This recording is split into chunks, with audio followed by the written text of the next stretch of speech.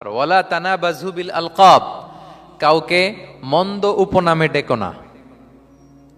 মন্দ উপনামে ডেকো না মানে কাউকে একটা বিশেষ নাম দিও না, তার নামটা সুন্দরভাবে ডাকো। নাম বিকৃতি করা কবিরা গুনাহ। নাম আপনি বলুন হুজুর এটা একটা কথা হইলো, নাম বিকৃতি করছি তো কি হয়েছে? এটা আপনার কাছে সমস্যা নাই। ধরেন যে ওই লোকের নাম আব্দুল্লাহ, আপনার কাছে আব্দুল্লাহ এটা সিম্পল, ধুর আব্দুল্লাহ একটা কিছু হইলো, কিন্তু যার নাম আব্দুল্লাহ তার কাছে এটা অনেক দামি।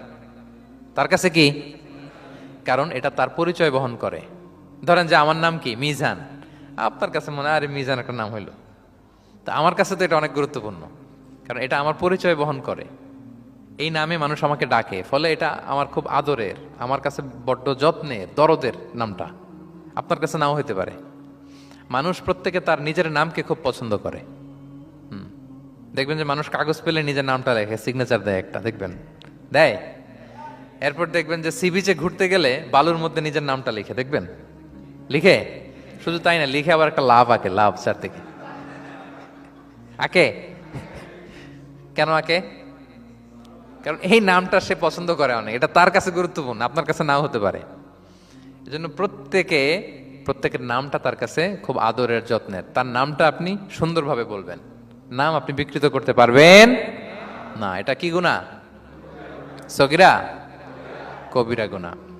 এটা আমরা সমাজে করি, নাম বিকৃত করি না। নাম বিকৃত করা যাবে না। ওয়ালা তানাবাযু বিল আলকাব, মন্দ নামে ডেকো না। আমাদের সমাজে এটা আছে।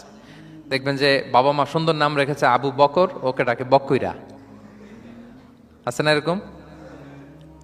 তারপর নাম রেখেছে ধরেন আব্দুল কুদ্দুস, ওকে ডাকে। নাম রেখেছে আব্দুল ওয়াক্কাস, ওকে ডাকে। এই বিকৃতি আপনি করতে পারবেন? কারণ কিয়ামতের দিন আপনার নাম ধরে, আপনার বাবার নাম ধরে ডাকা হবে। তুদআউনা ইয়াউমাল কিয়ামাতি বিআসমাইকুম ওয়া আসমাই আবাইকুম। কিয়ামতের দিন তোমার নাম, তোমার বাবার নাম, যখন আপনাকে ডাকবে ফেরেশতারা, আপনার নাম এবং আপনার বাবার নাম ধরে ডাকা হবে। এজন্য রাসূল সাল্লাল্লাহু আলাইহি ওয়াসাল্লাম বলেন ফা আহসিনু আসমাক, তোমাদের নামগুলো সুন্দর রেখো, নাহলে সেই দিন ডাকবে বল্টুর ছেলে কল্টু দাঁড়াও, তখন এই কোটি কোটি মানুষের সামনে আপনি এই নাম নিয়ে দাঁড়াবেন আর লজ্জায় পড়বেন। আর যদি বলে আব্দুর রহমানের ছেলে আব্দুল্লাহ, আসো, কত সুন্দর। নামগুলো ভালো আলেম দিয়ে ক্রস চেক করে, কনসালটেশন করে এরপরে রাখবেন। আর কাউকে মন্দ নামে কখনো ডাকা যাবে না। তার বংশের কোনো খারাপ কিছু দিয়ে তাকে ডাকা যাবে না। ধরেন একজনের বাবা ছিল চোর, কিন্তু তার সন্তান সে সৎ মানুষ হইতে পারে না। এখন বাবার কথা কি আপনি চোরের পোলা বলে ডাকতে পারবেন? না, আপনি ডাকবেন না, বলতে পারবেন না, কারণ সে তো ভালো।